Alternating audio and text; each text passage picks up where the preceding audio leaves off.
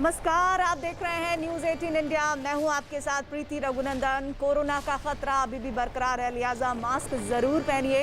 News 18 India इसके लिए campaign चला रहा है, #मास्क पहनो इंडिया। इस वक्त सावधानी ही सबसे बड़ा बचाव है। और इसी के साथ आइए बुलेटिन की शुरुआत करते हैं। बड़ी खबर आज की, बड़ी खबर दिल्ली से, जहां केंद्रीय मंत्रिमंडल में जल्द फेरबदल की खबरों के बीच कई नेता दिल्ली पहुंच रहे हैं। न्यूज 18 के अमिताभ सिन्हा की खबर है, जिसके मुताबिक 2019 के बाद जल्द ही पहली बार कैबिनेट में फेरबदल हो सकता है। पीएम मोदी की कैबिनेट में अभी हैं 53 मंत्री और 81 मंत्री तक हो सकते हैं। ऐसे में कई पद अभी खाली हैं और उन खाली पदों को भरने की कवायद के मद्देनजर दिल्ली पहुंचने लगे हैं नेता। जो संभावित चेहरे हैं उनकी भी एक सूची इस वक्त आपके सामने स्क्रीन पर है। रीता बहुगुणा जोशी उनमें शामिल हैं। वरुण गांधी का नाम बताया जा रहा है। सकलदीप राजभर भी कहा जा रहा है कि हो सकते हैं। एसपी सिंह बघेल की भी जानकारी है कैबिनेट में शामिल चेहरों में। ज्योतिरादित्य सिंधिया का नाम भी कहा जा रहा है कि आगे चल रहा है। सर्बानंद सोनोवाल, असम के पूर्व मुख्यमंत्री। नारायण राणे का नाम भी शामिल है, जिनसे लगातार पूछा भी जा रहा है। अनुप्रिया पटेल का भी नाम है। लखनऊ से लगातार जानकारी आ रही है। राजीव रंजन भी शामिल हो सकते हैं जेडीयू से, और आरसीपी सिंह भी शामिल हो सकते हैं। पशुपति कुमार पारस पिछले दिनों चर्चाओं में थे बिहार की सियासत में, उनका नाम भी है। सुशील कुमार मोदी का भी नाम आ रहा है। संजय जायसवाल का भी नाम है। तो ये वो संभावित चेहरे जिनकी सूची इस वक्त आपके सामने। लेकिन लगातार फोन की घंटियां नेताओं के घरों पर बज रही है। कुछ नेता दिल्ली पहुंच चुके हैं, कुछ नेता दिल्ली पहुंचने की तैयारी कर रहे हैं। विक्रांत हमारे साथ जुड़ रहे हैं। विक्रांत, कैबिनेट में संभावित नए चेहरों को लेकर इस वक्त की बड़ी खबर क्या है? देखिए, मुझे लगता है कि लगभग सारी तैयारियां पूरी हो चुकी है और अब ये कहा जा सकता है कि मोदी सरकार का जो दूसरा कार्यकाल था उसके पहले मंत्रिमंडल विस्तार या फेरबदल, उसे कुछ भी कह सकते हैं, उसकी तारीख एकदम काउंटडाउन शुरू हो गया है। और जिन नेताओं का मंत्री बनना है, शामिल होना है, उनको फोन जाने शुरू हो गए हैं। कुछ छोटे मोटे जो चीजें रह गई हैं उनको आखिरी मौके पर सुलझाने की कोशिश की जा रही है। कई ऐसी चीजें हैं, कुछ ऐसे नेता हैं जिनको शामिल किया जाना है, लेकिन वो कैसे शामिल होंगे, किस तरीके से होंगे, उसके लास्ट मिनट की मॉडलिटीज तैयार की जा रही हैं। और कई नेता बीजेपी के अपने नेताओं के साथ साथ जो सहयोगी दल हैं उनके नेताओं को भी फोन जा रहा है। अभी जो है बीजेपी के जो अध्यक्ष हैं उनसे मुलाकात करेंगे। बीजेपी के नेता जो सांसद बनेंगे वो आज देर शाम, क्योंकि देर शाम जेपी नड्डा अपने हिमाचल प्रवास से वापिस आ रहे हैं, तो आज देर शाम या कल सुबह उनसे मुलाकात करेंगे जो संभावित मंत्री हैं। और जो बीजेपी के सहयोगी दल हैं, जो एनडीए के साथी दल हैं, जो मंत्रिमंडल में अब शामिल हो रहे हैं, वो गृह मंत्री अमित शाह से भी कल या आज मुलाकात कर सकते हैं। तो एकदम अब फाइनल टच दिया जा रहा है और ये कहा जा सकता है अब कुछ ही समय बचा है। आज या कल में 1-2 दिनों के अंदर अब ये मंत्रिमंडल विस्तार होगा, जिसमें जो अभी मंत्री करीब 28 के करीब मंत्री पद खाली हैं, ये 81 मंत्री कुल हो सकते हैं। तो ये कहा जा रहा है कि इस बार मंत्रिमंडल को पूरा किया जा सकता है, क्योंकि राज्यों का क्षेत्रीय संतुलन के साथ साथ जातीय संतुलन को भी ध्यान में रखा जाएगा और भविष्य की चुनौतियों को भी ध्यान में रखा जाएगा। क्षेत्रीय संतुलन, जातीय संतुलन और साथ ही साथ चुनाव वाला संतुलन भी बनाने की कवायद होगी। इधर पणजी से नारायण राणे भी दिल्ली पहुंचे हैं। हालांकि दिल्ली पहुंचने के बाद फेरबदल के सवाल पर उन्होंने इंतजार करने को कहा है।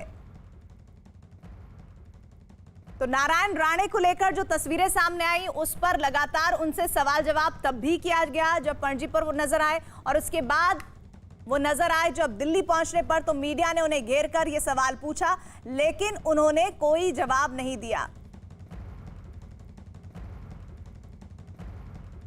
के बारे में मैं कुछ नहीं कह सकता हूँ। मैं पहुंचने के बाद मुझे जानकारी मिलने के बाद मैं कहूँगा। उसके बारे में मैं कुछ नहीं कह सकता हूँ। मैं पहुंचने के बाद मुझे जानकारी मिलने के बाद मैं कहूँगा। हमारे साथ विवेक भी, हमारे सहयोगी, जुड़ गए हैं। विवेक, नारायण राणे कह रहे हैं इंतजार कीजिए, इंतजार का फल कितना मीठा होने वाला है? देखिए प्रीति, जहाँ तक जो हमारे सूत्र बता रहे हैं कि नारायण राणे को जो केंद्रीय मंत्री का जो कोटा है वो मिलना लगभग तय है। और इसी वजह से देखिए नारायण राणे बिल्कुल थोड़ा टाइट लिप्ड है। वो बिल्कुल भी नहीं बता रहे हैं कि आखिरकार उन्हें दिल्ली किस लिए बुलाया गया है, क्या टॉपिक है, किसने फोन किया, उसकी जानकारी वो बिल्कुल भी नहीं दे रहे हैं। खाली वो कह रहे हैं कि मुझे दिल्ली बुलाया गया है। पूरी जानकारी लेने के बाद वो बातचीत करेंगे मीडिया से। लेकिन जो जानकारी हमें मिल रही है प्रीति कि उन्हें कोई बड़ा पद कैबिनेट में जो मोदी जी का जो कैबिनेट रिशफल होने वाला है उसमें एक बड़ा ओहदा उन्हें मिलने वाला है। यही वजह है कि नारायण राणे खुद अपनी पत्नी के साथ गोवा से दिल्ली पहुंचे हैं। आज सुबह इन्हें जानकारी मिली कि उन्हें दिल्ली से फोन आया है और जल्द से जल्द दिल्ली बुलाया गया है। उससे जिस समय फोन आया था तो उस समय नारायण राणे अपने घर सिंधुदुर्ग में थे। वहां से जो नियरेस्ट एयरपोर्ट था गोवा, वो वहां बाई रोड जाते हैं और 1:30 बजे की फ्लाइट पकड़ के सीधे दिल्ली पहुंचते हैं। गोवा एयरपोर्ट पे भी जब हमने बात करने की कोशिश की तो उन्होंने कहा कि वो दिल्ली जा रहे हैं, ज्यादा खुलासा नहीं कर सकते हैं। उसके बाद दिल्ली में भी उन्होंने मीडिया से बातचीत की। उन्होंने कहा कि पूरी जानकारी लेने के बाद वो बात करेंगे। तो कहीं ना कहीं जो पूरा इंडिकेशन है वो बॉडी लैंग्वेज के साथ साथ अपनी पत्नी के साथ दिल्ली पहुंचना, तो कहीं ना कहीं ये साफ दिखा रहा है कि नारायण राणे को ये पता चल गया है या फिर उन्हें अपने अंदर इतना कॉन्फिडेंस दिख रहा है कि उन्हें मोदी गवर्नमेंट में जब कैबिनेट रिशफल किया जाएगा तो उन्हें कैबिनेट की जो पद है उन्हें एक बड़े मंत्रालय या कोई अच्छा पद उन्हें जरूर मिलेगा, ऐसी उम्मीद वो लगा रहे हैं। ठीक है, आप बने रहिएगा हमारे साथ। न्यूज 18 के चंद्रमोहन की खबर ये कि पशुपति पारस कल रात दिल्ली पहुंचे हैं, जबकि आरसीपी सिंह आज दिल्ली पहुंचे हैं। तो ये दो बिहार के नेता जिनके बारे में जानकारी ये आ रही है कि उन्हें महत्वपूर्ण जिम्मेदारी मिलने वाली है कैबिनेट में। और न्यूज 18 के चंद्रमोहन की खबर है जिसमें पशुपति पारस जो बीते दिनों बिहार की सियासत में एलजेपी और चिराग पासवान के लिए बड़ा सिरदर्द साबित हुए थे। जानकारी कि जेडीयू कोटे से उन्हें मंत्री बनाया जा सकता है। कल रात दिल्ली वो पहुंचे हैं, जबकि आरसीपी सिंह के आज दिल्ली पहुंचने की जानकारी है। तो इन दोनों चेहरों के बीच आपको बता दें कि पशुपति कुमार पारस की मंत्री पद की दावेदारी पर चिराग पासवान ने क्या कहा है, सुनिए। देखिए, लोजपा कोटे की अगर आप बात करें तो हाँ, इस बात को हम लोगों ने हमेशा कहा है कि भैया लोक जनशक्ति पार्टी का केंद्र में हम लोग का गठबंधन रहा है।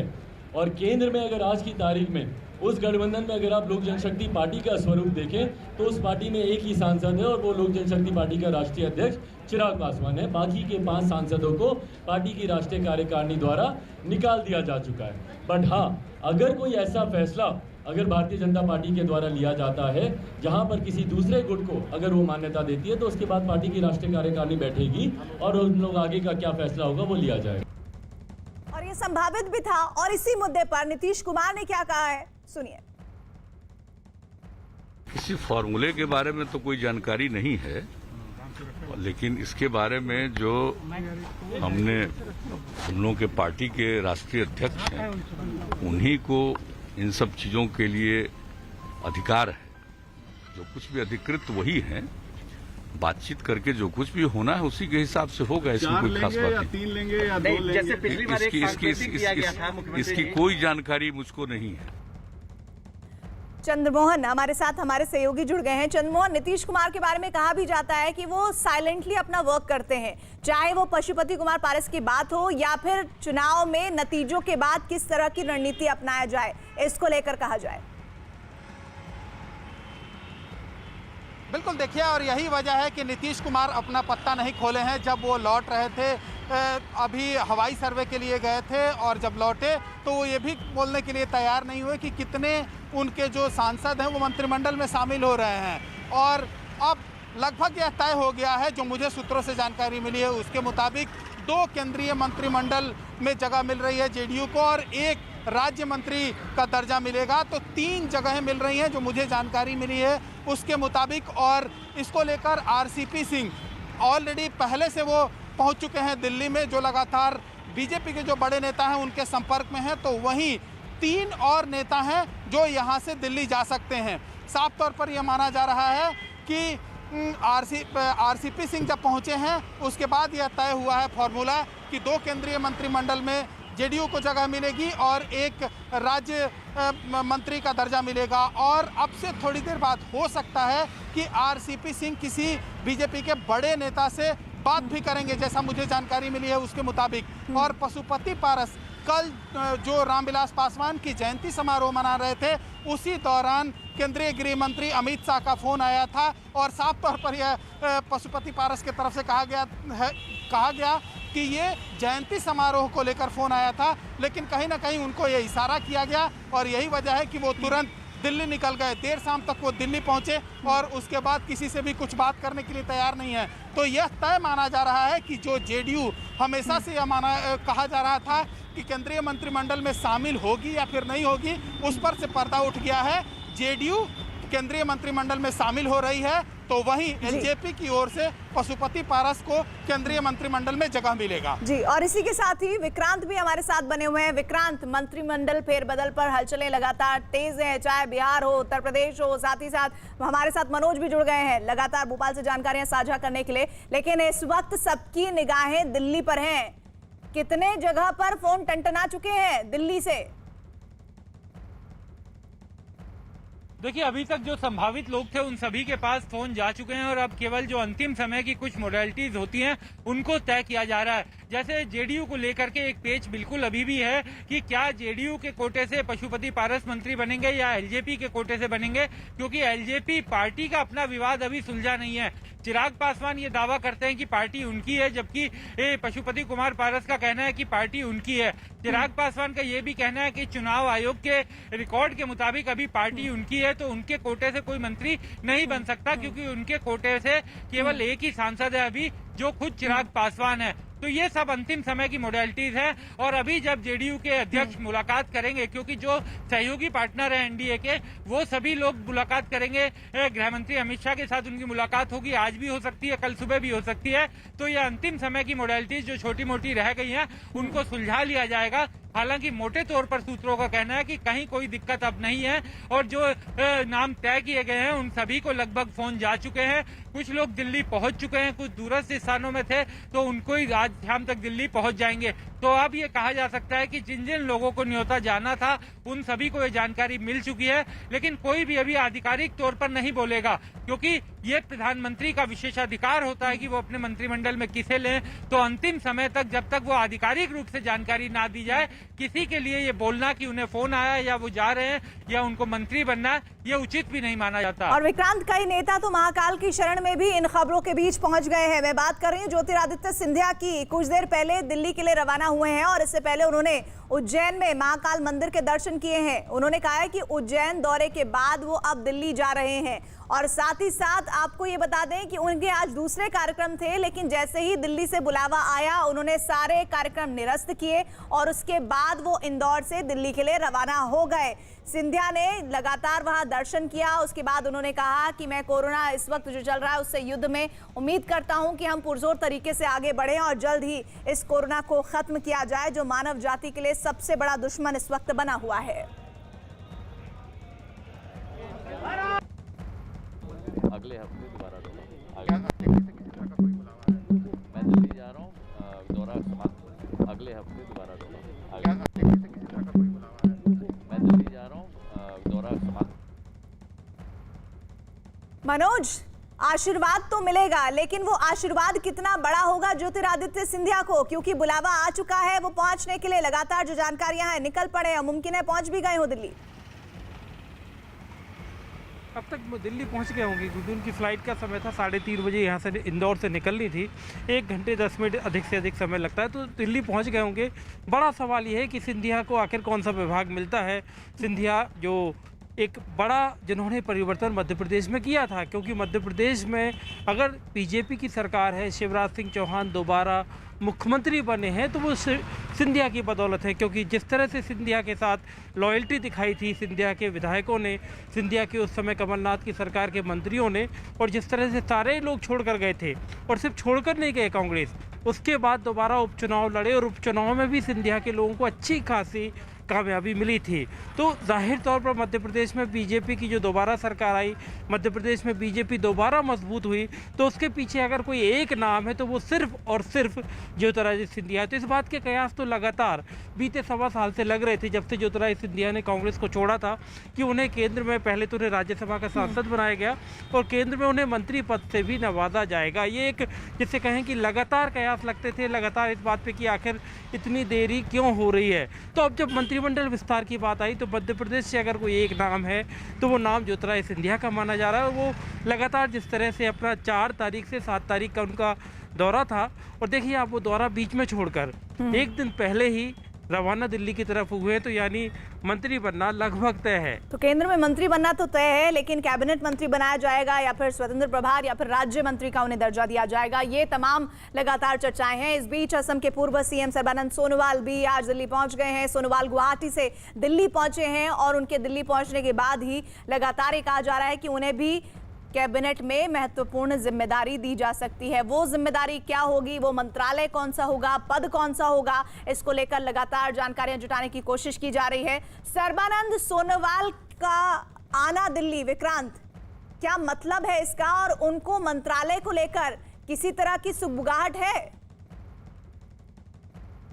देखिए, मुझे नहीं लगता कि इस बात में अब कोई शक है कि सर्बानंद सोनोवाल जो है वो केंद्रीय मंत्रिमंडल में शामिल होंगे। ये बिल्कुल सही जानकारी है, वो शामिल होंगे क्योंकि असम में सरकार में वो मुख्यमंत्री थे। वो एक बड़ा चुनाव उन्होंने पार्टी को दोबारा सत्ता में लाने में बड़ी भूमिका निभाई और उसके बाद वहां पर जो सत्ता हस्तांतरण पार्टी की तरफ से किया गया, हेमंत बिस्वा शर्मा को मुख्यमंत्री बनाया गया, तो वो काम जितने आसान तरीके से, जितने शांतिपूर्ण तरीके से सत्ता हस्तांतरण हुआ, दूसरे मुख्यमंत्री को अपनी गद्दी देना और पूरा कार्यक्रम उन्हीं की देखरेख में हुआ, उस सब को देखते हुए सर्बानंद सोनोवाल पहले भी केंद्रीय मंत्री रहे थे, खेल मंत्री रह चुके हैं, तो अब उन्हें दोबारा से केंद्रीय मंत्रिमंडल में जगह मिलेगी और कैबिनेट मंत्री उन्हें बनाया जाएगा। इस बात की पूरी संभावना है। वो दिल्ली पहुंच चुके हैं और अब इंतजार है कि कब वो जाते हैं जेपी नड्डा बीजेपी अध्यक्ष से मुलाकात करने, क्योंकि बीजेपी के कोटे से जो भी लोग मंत्री बनेंगे, जो भी सांसद मंत्री बनेंगे, वो और जिन नेताओं को मंत्री बनाया जा रहा है, वो सभी लोग जेपी नड्डा से भी मुलाकात करेंगे। तो जेपी नड्डा हरियाणा अपने हिमाचल के प्रवास से, वो 3 दिन के हिमाचल प्रवास पर थे, आज देर शाम तक लौटेंगे। उसके बाद देर शाम से या फिर कल उनकी लगातार मुलाकातें रहेंगी उन लोगों के साथ जिनको मंत्रिमंडल में शामिल किया जाएगा। ठीक है, और इसी मुद्दे पर रक्षा मंत्री राजनाथ सिंह ने क्या कहा है वो सुन लेते हैं। रक्षा मंत्री जी, क्या जल्दी विस्तार हो रहा है, कैबिनेट में विस्तार हो रहा है? अभी इस संबंध में मैं कुछ नहीं कह सकता। रक्षा मंत्री जी, क्या जल्दी विस्तार हो रहा है, कैबिनेट में विस्तार हो रहा है? अभी इस संबंध में मैं कुछ नहीं कह सकता। और वित्त राज्य मंत्री अनुराग ठाकुर ने मंत्रिमंडल फेरबदल के सवाल पर क्या कहा, आइए आपको सुनाते हैं। ना इसमें मैं तय करने वाला हूं, ना आपको इन्फॉर्म करने वाला हूं। जो उचित लोग हैं वही इस पे आपको कोई जानकारी दे पाएंगे। विवेक, लगातार खबरें आ रही हैं कि जबरदस्त तरीके से विस्तार हो रहा है और कहा जा रहा है कि अब जो संख्या है वो जबरदस्त तरीके से बढ़ने जा रही है, लेकिन उसमें महाराष्ट्र की भागीदारी क्या होने जा रही है? देखिए प्रीति, देखिए महाराष्ट्र को कहीं ना कहीं इग्नोर नहीं किया जा सकता है कि इसलिए यही वजह है कि महाराष्ट्र के कोटे से 3 मंत्रियों के नाम आ रहे हैं, 3 नंबर्स आ रहे हैं जो यूनियन कैबिनेट मिनिस्टर में शामिल हो सकते हैं, जो कैबिनेट एक्सपेंशन में उसमें शामिल हो सकते हैं। पहला नाम जो है वो नारायण दाने का है, राज्यसभा सांसद हैं, दिल्ली पहुंच चुके हैं। उनका जो इंडिकेशन है बिल्कुल साफ हो चुका है कि नारायण दाने कहीं ना कहीं उन्हें जो कैबिनेट एक्सपेंशन में कि अच्छा पद उन्हें मिलेगा। सीनियरिटी के हिसाब से माना जा रहा है कि उन्हें यूनियन कैबिनेट की मिनिस्ट्री दी जा सकती है।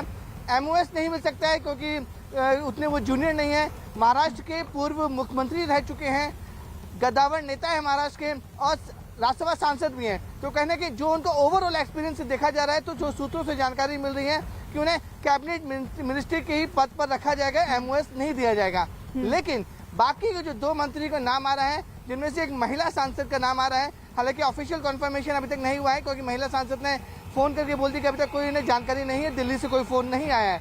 लेकिन जो हमारे पास जानकारी आ रही है कि महाराष्ट्र से 3 सांसद को कॉल आ सकते हैं, जिनमें से एक महिला सांसद भी शामिल है। अगर उनको कॉल आता है तो उन्हें एमओएस देने की जो चांसेस है वो बहुत ज़्यादा हो जाएंगे। यानी कि जो मोदी जी की कैबिनेट एक्सपेंशन हो रही है, उसमें से महाराष्ट्र के जो 3 नेता होंगे उनमें से एक यूनियन लेवल के मंत्री पद पे होंगे, बाकी जो 2 होंगे वो एमओएस के लेवल पे होंगे। तो अब सबको जो बाकी लोग हैं, जिस तरह से विक्रांत जी भी बता रहे थे कि जितने भी नेता हैं, जितने भी कॉल आना था उन्हें आ चुका है। लास्ट मोमेंट पे अगर कुछ अप एंड डाउन या कुछ चेंजेस होते हैं तो फोन कॉल अभी भी कुछ लोगों को आ सकते हैं। तो इंतजार किया जा रहा है कि महाराष्ट्र में जो 2 नेता बचे हुए हैं उन्हें शाम तक कॉल आता है या फिर चलिए मध्य प्रदेश की एक बार फिर से बात कर लेते हैं। विवेक, हमारे साथ मनोज बने हुए हैं। मनोज, 15 महीने से ज्यादा वक्त हो चुके हैं ज्योतिरादित्य सिंधिया को पार्टी में शामिल हुए। कहा जा रहा है कि जो उनके शुभचिंतक है वो तो यहाँ तक कह रहे थे कि अगर कोरोना ना आया होता तो 2020 में ही वो कैबिनेट मंत्री बनाए जा चुके होते, लेकिन अब मंत्रालय को लेकर कोई खुलासा हो पा रहा है? मंत्रालय को लेकर जो एक लगातार सुबह से एक बात हो रही है कि प्रधानमंत्री नरेंद्र मोदी के जो इस तरह के मंत्रिमंडल के जो कैबिनेट विस्तार की बात हो रही है, इसमें जो एलिमेंट ऑफ सरप्राइज इतना ज़्यादा है कि उसमें अभी से किसी भी तरह के कयास लगाना एकदम जैसे कहेंगे एक नामुमकिन जैसी बात है। क्योंकि इसके पहले जो माधवराव सिंधिया, ज्योतिरादित्य सिंधिया के जो पिता थे, वो उनके पास तो रेल मंत्रालय था, तो जितने भी समर्थक हैं ज्योतिरादित्य सिंधिया के, वो क्या चाहते हैं इस पे बात हो सकती है कि उनके समर्थक चाहते हैं कि माधवराव सिंधिया के ज़माने में जिस तरह से वो रेल मंत्री थे और रेल के जो काम हुए, ग्वालियर स्टेशन जिसे कहते हैं, ग्वालियर में तो रेल की पूरी दशा और दिशा बदल गई, तो ये बातों पे उनके समर्थक चाहते हैं कि उनको एक बार फिर से रेल मंत्रालय मिल जाए। कॉमर्स डिपार्टमेंट कुछ समय यूपीए की सरकार के दौरान सिंधिया के पास रहा, तो उनके समर्थक वो भी चाहते हैं। लेकिन क्या मिलेगा क्या नहीं मिलेगा, ये एक बहुत बड़ा सवाल है जिसपे एलिमेंट ऑफ सरप्राइज उस वक्त तक बना रहेगा जब तक कि ज्योतिरादित्य सिंधिया मंत्री बनकर शपथ नहीं ले लेते, तब तक उस बारे में कुछ कहा नहीं जा सकता। लेकिन इतना तय है कि ज्योतिरादित्य सिंधिया ने जो बीजेपी में जो बदलाव हुआ, बीजेपी की जो मध्य प्रदेश में सरकार 15 साल बाद अलग हुई थी और दोबारा बीजेपी सत्ता में आई, दोबारा शिवराज सिंह चौहान मंत्री बने और दोबारा कमलनाथ की नेतृत्व में जो कांग्रेस की सरकार बनी थी, दोबारा कांग्रेस मध्य प्रदेश में जो मजबूत होना शुरू हुई थी, उस मजबूती को अगर किसी ने ख़त्म किया, किसी ने कमलनाथ की सरकार गिराई, किसी ने शिवराज सिंह चौहान को दोबारा मुख्यमंत्री बनाया, तो वो सिर्फ एक नाम है, वो है ज्योतिरादित्य सिंधिया। तो इन सब बातों के बाद ज्योतिरादित्य सिंधिया को पार्टी ने राज्यसभा का सांसद तो बनाया, लेकिन उनका मंत्री बनना उनके सारे समर्थक बीते 1.25 साल से तय मानते थे। तो जो पुरस्कार है, जो 15 महीने से इंतजार किया जा रहा था, आखिरकार वो वक्त बस अब आने को ही है। हम चंद्रमोहन का रुख कर लेते हैं। चंद्रमोहन, पशुपति पारस का बिहार चुनाव से लेकर अब तक का सफर और जो अब उनको जेडीयू की तरफ से पुरस्कार दिलवाने की तैयारी है, इस पर बड़ी खबर क्या है? बिल्कुल, देखिए, साफ तौर पर यह माना जा रहा था कि पशुपति पारस जब भी केंद्र में विस्तार होगा तो चिराग पासवान कह रहे थे कि हम केंद्र में केंद्र के साथ हैं, केंद्र के हनुमान हैं, और ये भी कह रहे थे वो बार बार चुनाव के वक्त भी कि वो मोदी के हनुमान हैं। लेकिन जब पार्टी और परिवार में फूट पड़ी तो जितने भी सांसद थे एलजेपी के, वो पशुपति पारस के साथ हो गए और कहीं ना कहीं सीधे तौर पर नीतीश कुमार पर सवाल उठ रहे थे, क्योंकि जब बिहार में चुनाव था तो वो सीधे तौर पर नीतीश कुमार को निशाने पर रखते थे। ऐसे में यह माना जा रहा है कि पशुपति पारस जो पार्टी को तोड़कर पूरी तरीके से अपना कब्जा जमा लिए, उसका इनाम इनको मिल रहा है और शायद यही वजह है कि बीजेपी के में जब एक बड़ी खबर आ रही है, कोरोना से जुड़ी हुई बड़ी खबर। स्वास्थ्य मंत्रालय ने चिट्ठी लिखी है हिमाचल प्रदेश के मुख्य सचिव को और उस चिट्ठी में जिक्र हो रहा है कि मनाली और शिमला में बढ़ रही भीड़ की वजह से सोशल डिस्टेंसिंग का पालन नहीं हो पा रहा है। न्यूज़ 18 के रवि सिंह की खबर है, इस वक्त की बड़ी खबर। स्वास्थ्य मंत्रालय ने एक चिट्ठी लिखी है, ये चिट्ठी लिखी है हिमाचल प्रदेश के मुख्य सचिव को, जिसमें यह जिक्र किया गया है कि आप कोरोना की गाइडलाइंस का पालन नहीं कर रहे हैं और जिस तरह से मनाली और शिमला में सड़कों पर पर्यटकों की भीड़ है, उसमें सोशल डिस्टेंसिंग के नियम का पालन आप लोग नहीं करवा पा रहे हैं और तीसरी लहर का डर लगातार बना है। और ऐसे में अगर सोशल डिस्टेंसिंग का पालन नहीं अपनाया जा रहा है, इन तस्वीरों का हवाला देते हुए स्वास्थ्य मंत्रालय ने उस चिट्ठी का जिक्र किया है अपनी प्रेस कॉन्फ्रेंस में और ये बताया कि किस तरह से थर्ड वेव से पहले ये तस्वीरें डराने वाली हैं, चिंता में डालने वाली है और बाकायदा तारीख के हिसाब से उन्होंने इन तस्वीरों को साझा किया है। रवि हमारे साथ जुड़ रहे हैं। रवि, मनाली शिमला के होटल फुल हैं और ऐसे में थर्ड वेव का खतरा बरकरार है। स्वास्थ्य मंत्रालय का ये संज्ञान कितना अहम है ऐसे वक्त में? देखिए, क्योंकि गर्मी का सीजन है और ऐसे वक्त में लोग छुट्टियों में जाते हैं और खास करके जो हिल स्टेशन है और ऐसे राज्यों में, उत्तराखंड और हिमाचल जैसे राज्यों में भीड़ हो जाती है और उसको लेकर ही स्वास्थ्य मंत्रालय ने संज्ञान लिया है और देश के कई ऐसे बाजार हैं जो जहां पर भीड़ काफी ज्यादा उमड़ पड़ी थी और खास करके ढील देने के मामले के बाद भीड़ उमड़ी थी। चाहे शिमला हो, मनाली हो, दादर हो, मुंबई की लक्ष्मी नगर मार्केट हो या सदर बाजार हो दिल्ली का, इन जगहों पर भीड़ काफी उमड़ी थी और ये तस्वीरें मीडिया के जरिए जो सामने आई उसको स्वास्थ्य मंत्रालय ने संज्ञान में लिया और स्वास्थ्य मंत्रालय ने आज जो फोटोग्राफ्स दिखाए जिसमें कहा कि कोरोना का जो सेकंड वेव है अभी खत्म नहीं हुआ और ढील देने का मतलब ये नहीं है कि भीड़ भाड़ आप करें, जो कोविड अप्रोप्रिएट बिहेवियर है उसका पालन करना बेहद जरूरी है। और यही वजह है कि स्वास्थ्य मंत्रालय जो हमारे सूत्र बता रहे हैं वो हिमाचल प्रदेश में जिन जगहों पर भीड़ की तस्वीरें सामने आई हैं उसका मुद्दा उठाते हुए एक जल्द ही चिट्ठी लिखने वाले हैं स्वास्थ्य मंत्रालय की तरफ से, जिसमें ये मुद्दा उठाया जाएगा कि इसको संज्ञान में लिया जाए और जो भीड़ हो रही है इन जगहों पर उसको कम किया जाए और उसको रोका जाए। नहीं, लेकिन अभी भी लगातार जो तस्वीरें सामने आ रही हैं ये आजकल की नहीं है, ये तो लगभग हम देखें तो बीते 15 दिन से ही तस्वीरें सामने आ रही है। ऐसे में इनको यहाँ से हटाना या नियमों का पालन कराना कितनी बड़ी चुनौती है? ये चुनौती राज्य सरकारों के ऊपर है, क्योंकि केंद्रीय स्वास्थ्य मंत्रालय या केंद्र सरकार गाइडलाइन तय कर सकती है, चिट्ठी लिख सकती है, लेकिन जिन राज्यों में जिन बाजारों में ये भीड़ हो रही है उन राज्यों की चाहे वो पुलिस हो चाहे प्रशासन है वो उसकी जिम्मेदारी होगी। और यही वजह है कि केंद्र सरकार अब एक चिट्ठी के जरिए इस मुद्दे को उठाने, अभी हमारी जो बात हुई है जो बड़े अधिकारियों के स्वास्थ्य मंत्रालय में इस प्रेस कॉन्फ्रेंस के बाद, जिसमें उन्होंने कहा था कि देखिए जो भी इस तरीके की तस्वीरें सामने आ रही हैं वायलेशन को लेकर तो हम चिट्ठी लिखकर उनको संज्ञान में लाएंगे और जरूर ये कहेंगे कि इस तरीके की तस्वीरें सामने नहीं आनी चाहिए। तस्वीरें सिर्फ सामने नहीं आनी चाहिए, भीड़ नहीं लगनी चाहिए, सोशल डिस्टेंसिंग का पालन जारी रखना चाहिए। और जो कोविड को लेकर जो केसेस लगातार कम हो रहे हैं ये पब्लिक में कम से कम लोगों तक पहुंचाए जाए कि कोरोना का वेव, सेकंड वेव अभी खत्म नहीं हुआ है। अभी भी कुछ ऐसे प्रदेश हैं, कुछ ऐसे जिले हैं, 73 ऐसे जिले हैं जहां पे 10% से ज्यादा पॉजिटिविटी रेट है। तो उसको लेकर ये प्रदेश संज्ञान में रखें और सख्ती दिखाएं, उन बाजार में भीड़ को कम करें और अगर भीड़ हो रही है तो वहां पर भीड़ को किस तरीके से कम किया जाए। हिमाचल प्रदेश सरकार की रवि ये बड़ी चुनौती है जिसे उसे पूरा करना होगा, क्योंकि स्वास्थ्य मंत्रालय ने इस बाबत चिट्ठी लिखने की तैयारी कर दी है। बेतहाशा भीड़ मनाली और शिमला से और थर्ड वेव से पहले ये तस्वीरें वाकई में चिंता में डालती हैं। और इससे पहले देश के कई इलाकों में कोरोना नियमों में ढील दिए जाने के बाद बढ़ रही भीड़ पर स्वास्थ्य मंत्रालय ने चिंता जताई है। स्वास्थ्य सचिव लव अग्रवाल ने प्रेस कॉन्फ्रेंस के दरमियान दिल्ली के लक्ष्मी नगर, सदर बाजार, मुंबई के दादर मार्केट, हिमाचल के शिमला और मनाली, साथ ही उत्तराखंड के मसूरी में जुटी भीड़ की तस्वीरें दिखाई। उन्होंने लोगों से कोरोना नियमों का ध्यान रखने और मास्क पहनने के साथ ही एक दूसरे से जरूरी दूरी का ध्यान रखने की भी अपील की। मैं कुछ मीडिया कवरेज आप लोगों के सामने हाईलाइट करना चाहूँगा जिसमें क्लियरली दिख रहा है कि एक स्थाई पर, जिसे एक टर्म भी बोली गई है रिवेंज ट्रैवल, कि लोग जो घर में बैठे थे, जो रेस्ट्रिक्शन का समय था, जब रेस्ट्रिक्शंस खोली गई तो कहीं पर एक अभिप्राय समाज में किसी वर्ग में यह है कि अगर रेस्ट्रिक्शंस खोल दी गई तो वायरस खत्म हो गया है।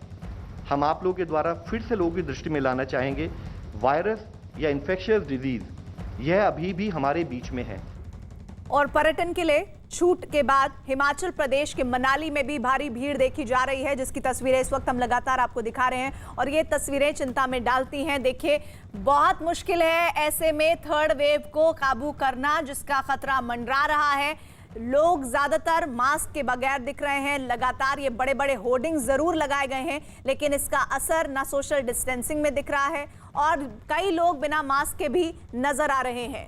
तो ये दूसरी तस्वीर शिमला की है। पर्यटक स्थल माना जाता है, जबरदस्त तरीके से छुट्टियों में समय बिताने के लिए लोग यहाँ पर जाते हैं, लेकिन भीड़ की तादाद इतनी ज्यादा वहां पर और बार बार ये खतरा, ये चिंता बढ़ाने के लिए तस्वीरें काफी हैं कि किस तरह से अभी हम बमुश्किल दूसरी वेव से निकल पाए हैं और थर्ड वेव से पहले इस तरह की तस्वीरें जिसमें कोरोना नियमों का पालन होता हुआ नजर नहीं आ रहा है। ज्यादातर लोगों ने मास्क लगाया, लेकिन बहुत बड़ी तादाद उन लोगों की भी है जिन्होंने मास्क नहीं लगाया है। ऐसे में थर्ड वेव का जो खतरा है वो बरकरार है। तीसरी लहर से निपट पाने में ऐसी तस्वीरें बड़ी चुनौती का कारण बन सकती हैं।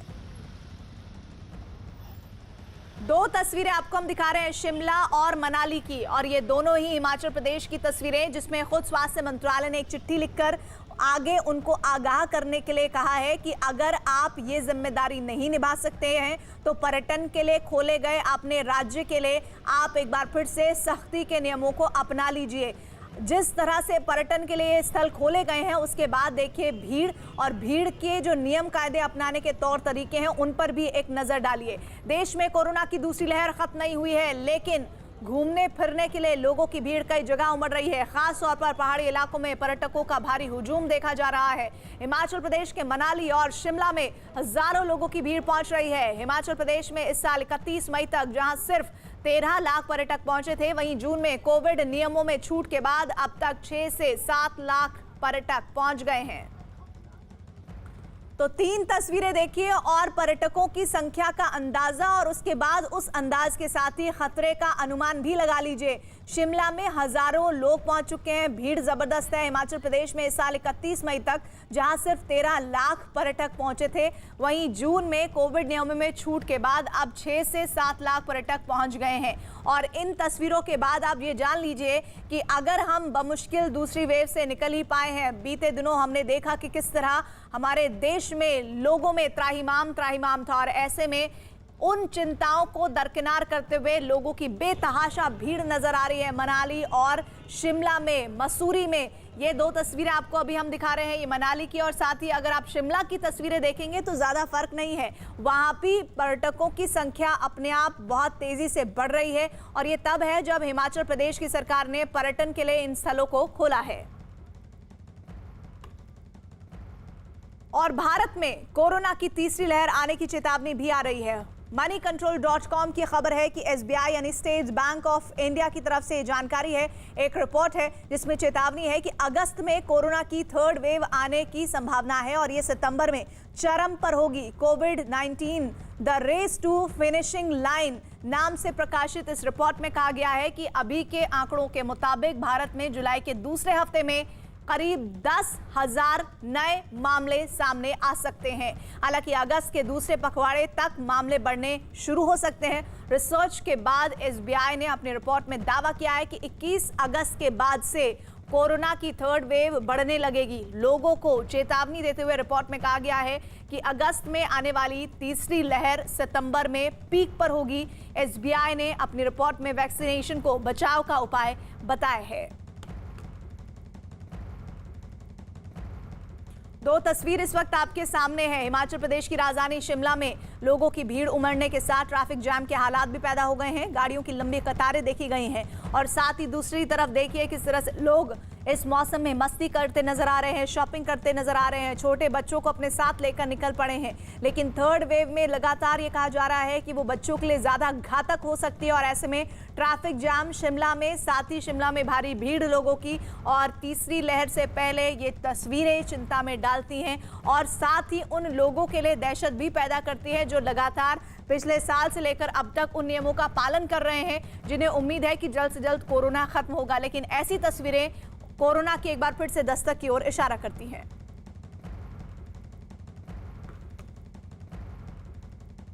और इस वक्त एक बड़ी खबर, पंजाब कांग्रेस में मची सियासी खींचतान से जुड़ी हुई। पंजाब में बिजली पर जारी घमासान के बीच मुख्यमंत्री अमरिंदर सिंह आज दिल्ली पहुंचेंगे। दिल्ली पहुंचने की तस्वीरें और न्यूज 18 के अरुण सिंह की खबर है कि शाम 5 से 6 बजे के बीच अमरिंदर सिंह सोनिया गांधी से मुलाकात कर सकते हैं और दोपहर 2 से 3 बजे से 4 बजे के बीच पहले उनकी तय थी मुलाकात सोनिया गांधी के साथ।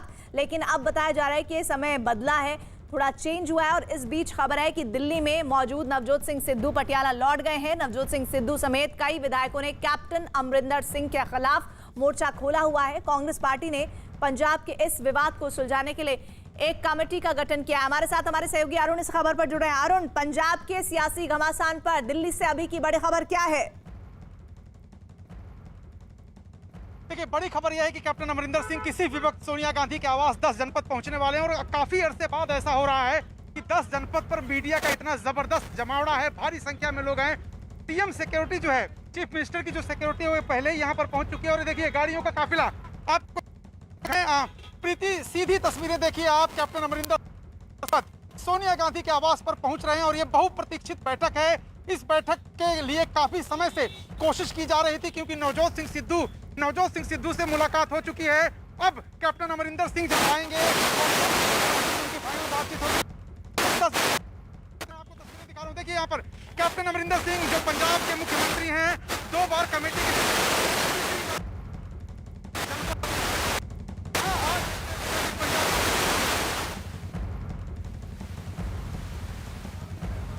यहाँ पर दोनों के बीच जो घमासान है पार्टी के अंदर उसको किस तरह से दूर किया जाएगा।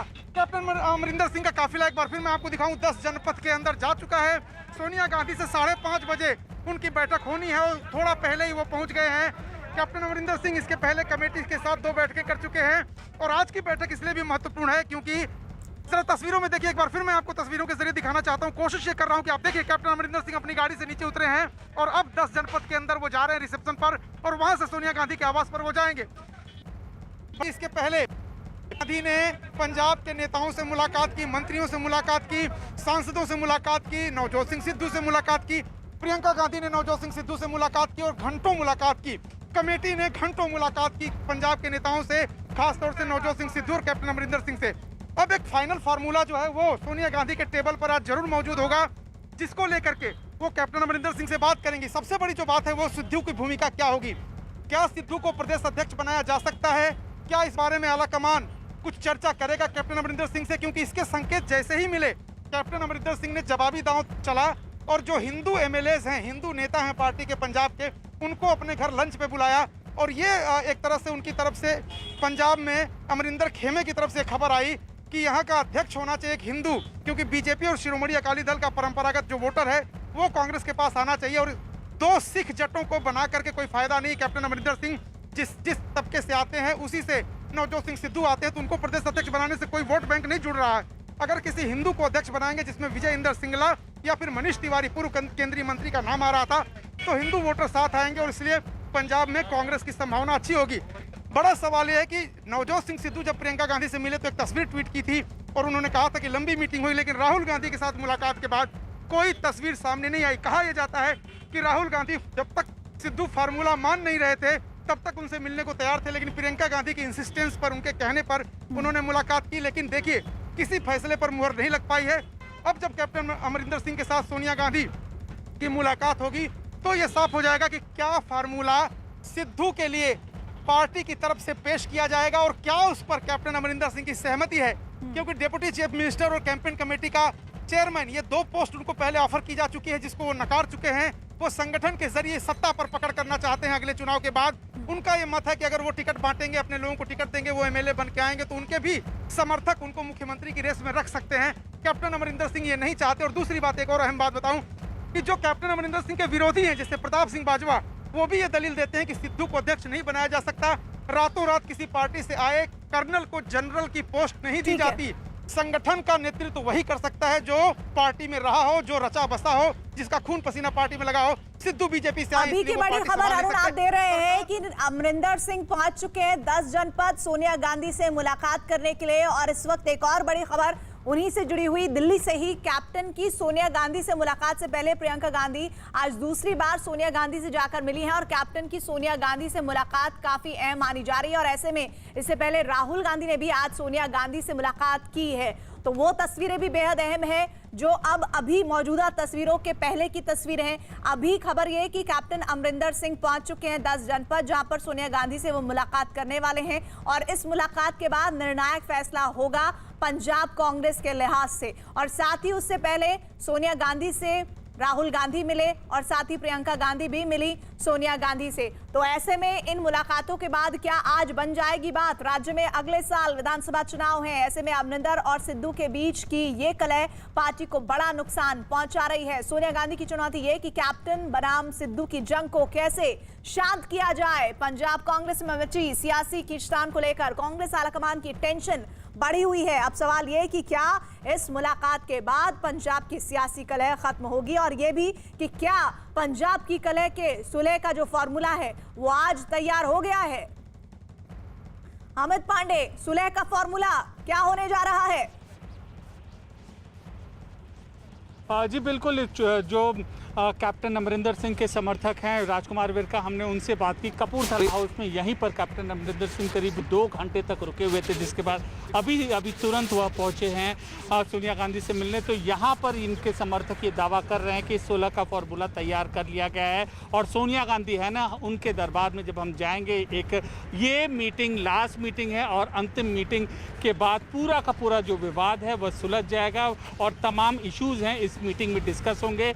जैसे से संगठन के स्तर पर चर्चा होगी, इसके अलावा सरकार पर चर्चा होगी, नेताओं की नियुक्ति की अमित, चर्चा आपको होगी, रोक रही चुनावी हूँ, रणनीति। आपको रोक रही हूँ। अरुण आपके पास मैं आना चाहती हूँ, क्या अपडेट? देखिए, पहले तो आप देखिए कि अच्छी वजह हो या बुरी वजह हो, लेकिन कांग्रेस की अध्यक्ष, इंटरिम अध्यक्ष सोनिया गांधी के घर के बाहर इतनी लंबी चौड़ी भीड़ काफी अरसे बाद दिखी है। और ये वजह कांग्रेस पार्टी की सेहत के लिए अच्छी नहीं है, लेकिन जरूर इतना है कि एक बड़े विवाद को सुलझाने के लिए सोनिया गांधी आगे आई हैं और उनके साथ राहुल गांधी भी इस बैठक में मौजूद रहेंगे, ऐसा कांग्रेस के सूत्रों ने दावा किया है। राहुल गांधी वो शख्स हैं जिन्होंने नवजोत सिंह सिद्धू के अलावा पंजाब के तमाम मंत्रियों से, सांसदों से, विधायकों और नेताओं से बातचीत की है। राहुल गांधी से प्रियंका गांधी ने सिद्धू की बात जो थी, जो सिद्धू की मांग थी, सिद्धू को क्या दिया जा सकता है, ये सारा डिस्कशन हो चुका है। सवेरे से यहाँ पर राहुल गांधी एक बार आ चुके हैं और प्रियंका गांधी 2 बार आ चुकी हैं। यानी एक तरह से गांधी परिवार ये भी संकेत और संदेश देना चाहता है कि जिस तरह से नवजोत सिंह सिद्धू को तवज्जो दी गई थी, उनके साथ कई मीटिंग का दौर चला था, वैसे ही कैप्टन अमरिंदर सिंह की जो इज्जत है, रसूख है, उसको भी सम्मान करती है पार्टी। और एक तरह से देखिए, सोनिया गांधी से मुलाकात कराने के पीछे तर्क ये भी है कि राहुल गांधी अपेक्षाकृत रूप से कम अनुभवी हैं सोनिया गांधी के मुकाबले में, और सोनिया गांधी कैप्टन अमरिंदर सिंह, मल्लिकार्जुन खड़गे, हरीश रावत, जो बड़े नेता हैं, दिग्विजय सिंह, उनके साथ उनका जो रेपो है, जो उनकी बातचीत है, वो नेक्स्ट लेवल की है। वो एक दूसरे की बात समझते हैं और शायद इसीलिए 10 जनपद चुना गया है, क्योंकि राहुल गांधी की मौजूदगी अगर यहाँ पर है और सोनिया गांधी भी हैं, प्रियंका गांधी आके बात करके जा चुकी हैं, तो कैप्टन को ये संदेश और संकेत देना है कि सूबे में बड़े नेता आप ही हैं। आपको सोनिया गांधी से मिलने का मौका मिला, नवजोत सिंह सिद्धू को सोनिया गांधी से मिलने का मौका नहीं मिला। आपकी पार्टी के, आपके नेतृत्व में पार्टी आगे बढ़ेगी। अब सवाल यह है कि पोस्टर बैनर किसके नाम पर, किसके चेहरे पर वहां पर चुनाव में जाया जाए। हो सकता है पार्टी सामूहिक नेतृत्व की बात करे सिद्धू और बाजवा जैसे लोगों को मनाने के लिए, लेकिन इस बात में कोई दो राय नहीं है कि कांग्रेस और 10 जनपद भी ये मानता है, ये जानता है कि नवजोत सिंह सिद्धू को खुश करने के चक्कर में कैप्टन अमरिंदर सिंह को नाराज नहीं कर सकते, उनकी बात को दरकिनार नहीं कर सकते, उनकी इच्छा को नजरअंदाज नहीं कर सकते। और यही वजह है कि कैप्टन अमरिंदर सिंह 10 जनपद के अंदर इस वक्त सोनिया गांधी के साथ फाइनल बातचीत के लिए पहुंच चुके हैं। ऑप्शंस और विकल्प की जो आप बात कर रही थी, उसमें जो विकल्प था वो सिद्धू ने नकार दिया है। तो सवाल अब इतना है कि क्या सोनिया गांधी निर्देशित कर पाएंगी कि सिद्धू, आपको उप मुख्यमंत्री पद और कैंपेन कमेटी का चेयरमैन हम बना रहे हैं और आपको ये पद लेना होगा। क्या प्रियंका गांधी की जो बात सोनिया गांधी से लगातार हो रही है, क्या सिद्धू से भी फोन पर बातचीत हो रही है?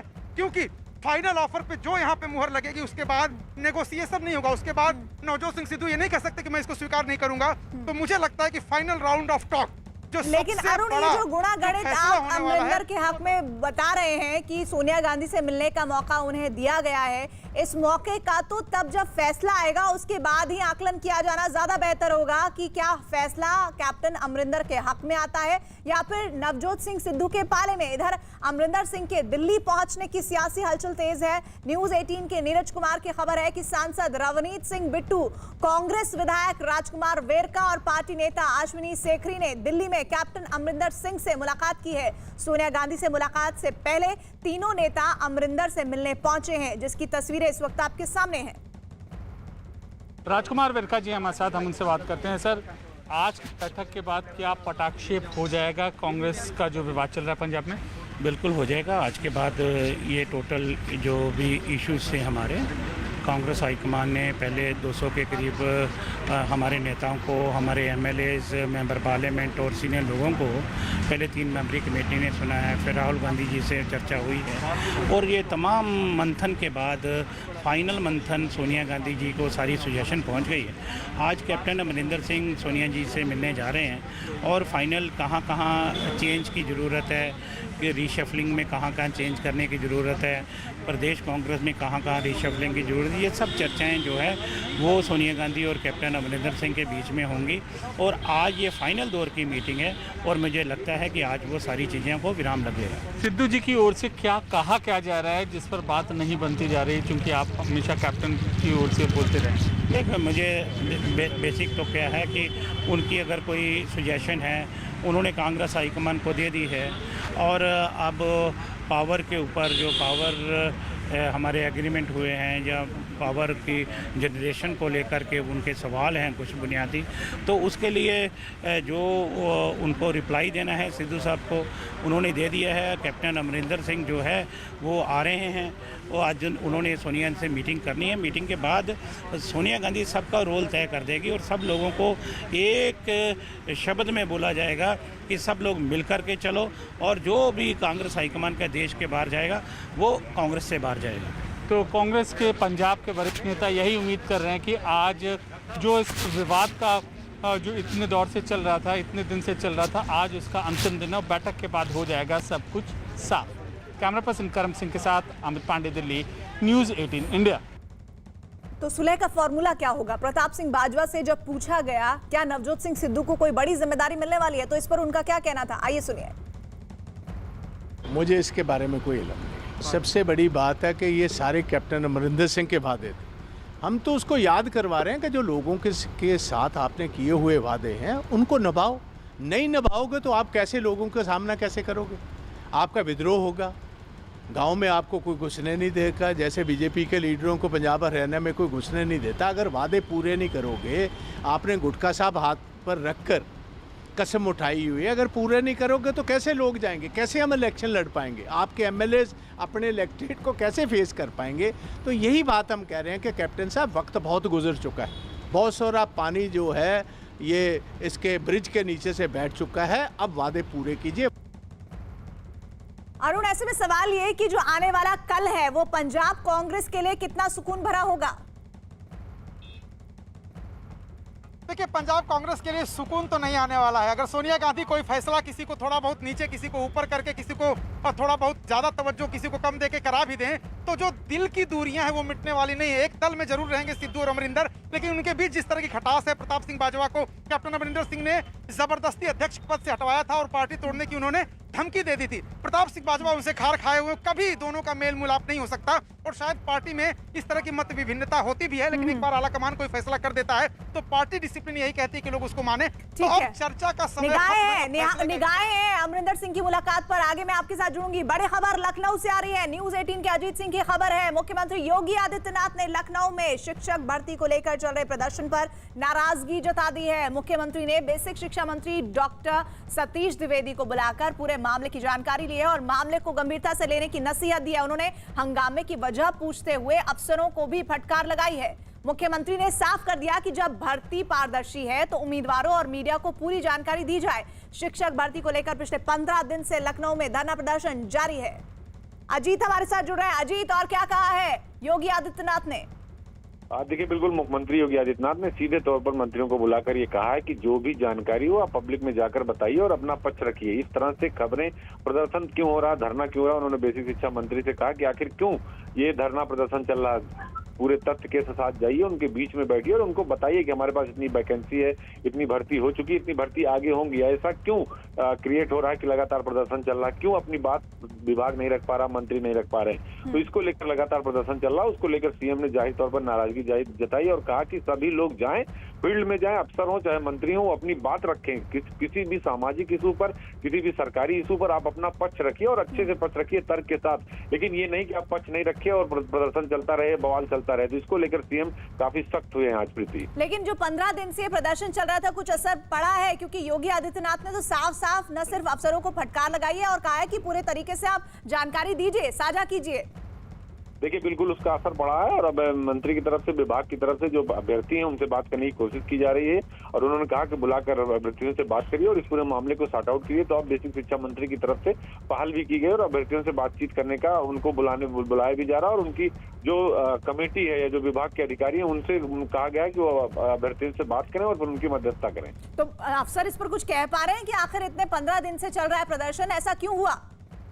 देखिए, बिल्कुल अभी विभाग की तरफ से कोई बोलने को तैयार नहीं था, क्योंकि लगातार जो अभ्यर्थी थे वो यही मांग कर रहे थे कि हमारी वैकेंसी को क्रिएट किया जाए, जो भर्ती नहीं हुई है उसे पूरा किया जाए, जो पूरा होना जो और जो लोग बचे हैं उसके लिए नई वैकेंसी निकाली जाए। तो उन सबको लेकर प्रदर्शन चल रहा था और प्रदर्शन 2 दिन काफी उग्र भी हुआ। पुलिस को वहां जाना पड़ा, उनको समझाना बुझाना पड़ा, एक दिन बातचीत का भी सिलसिला चला, लेकिन कोई हल नहीं निकला। उसको लेकर मुख्यमंत्री काफी खफा थे और इसीलिए अब बेसिक शिक्षा मंत्री को कहा गया कि इसको किसी भी कीमत पर आप इस पूरे मामले को निपटाइए। ठीक है, इस वक्त की बड़ी खबर लखनऊ से जो अजीत दे रहे थे वो ये की खबर है कि मुख्यमंत्री योगी आदित्यनाथ ने लखनऊ में शिक्षक भर्ती को लेकर चल रहे प्रदर्शन पर नाराजगी जताई है और अफसरों को फटकार लगाई है।